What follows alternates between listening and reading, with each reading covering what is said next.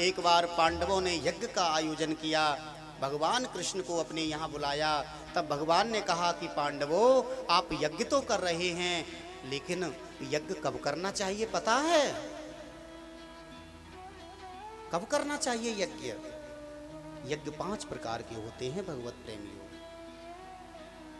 मैंने एक दिन कथा में और भी समझाया था कि हम हवन करते हैं, कथा करते हैं, जप करते हैं, कीर्तन करते हैं, सोमवार के व्रत करते हैं, बृहस्पतिवार के व्रत करते हैं, एकादशी के व्रत करते हैं, तो भी हमको फल की प्राप्ति नहीं होती। क्यों नहीं होती?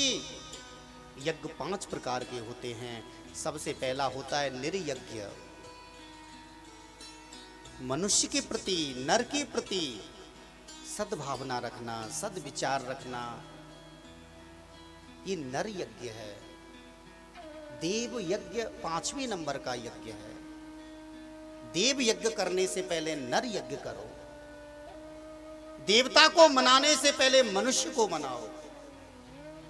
देवता की आराधना करने से पहले मनुष्य से प्रेम करना सीखो।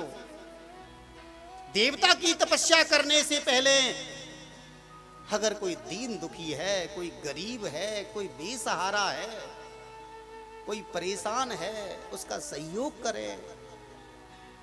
5वें नंबर के देव यज्ञ के फल की प्राप्ति को यदि करना है तो सबसे पहले नर यज्ञ करना पड़ेगा। मातृ पितृ यज्ञ। देवताओं को प्रसन्न करना है तो माता पिता को पूजना पड़ेगा, माता पिता की सेवा करनी पड़ेगी। एक माँ बाप जो 4-4 पुत्रों का पालन कर देते हैं, एक माँ बाप जो 10-10 बच्चों का भरण पोषण कर देते हैं,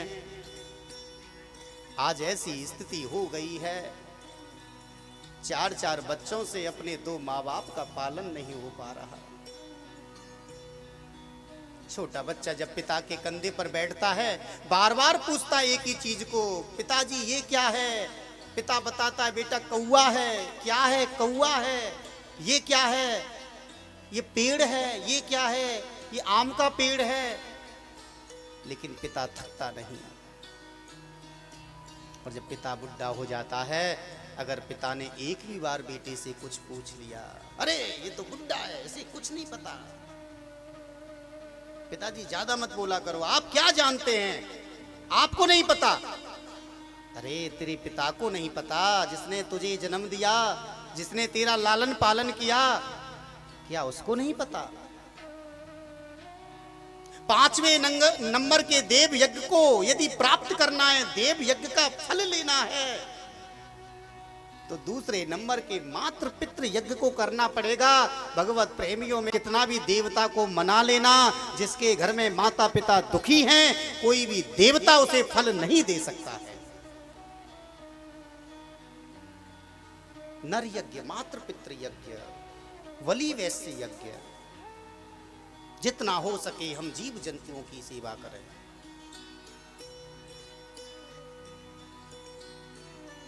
चींटी, पक्षी, पानी की व्यवस्था करें, दाने की व्यवस्था करें। जबकि आज के युग में तो जीव जंतुओं को पेट का अड्डा बना दिया। आज मांस का भक्षण करते हैं कि आज के युग ने अपने पेट को कब्रिस्तान बना लिया। मरे हुए को कहां लेके जाते हैं? शमशान भूमि में। लेकिन आज का व्यक्ति उस जीव को अपने उदर में लेके रखता है, मांस का भक्षण करता है। और भगवत वृंदो, चौथा यज्ञ होता है अतिथि यज्ञ। हमारे द्वार पर कोई भी आ जाए उसका सम्मान करें। हमारे गांव में कोई भी संत महात्मा आ जाए उसका सम्मान करें।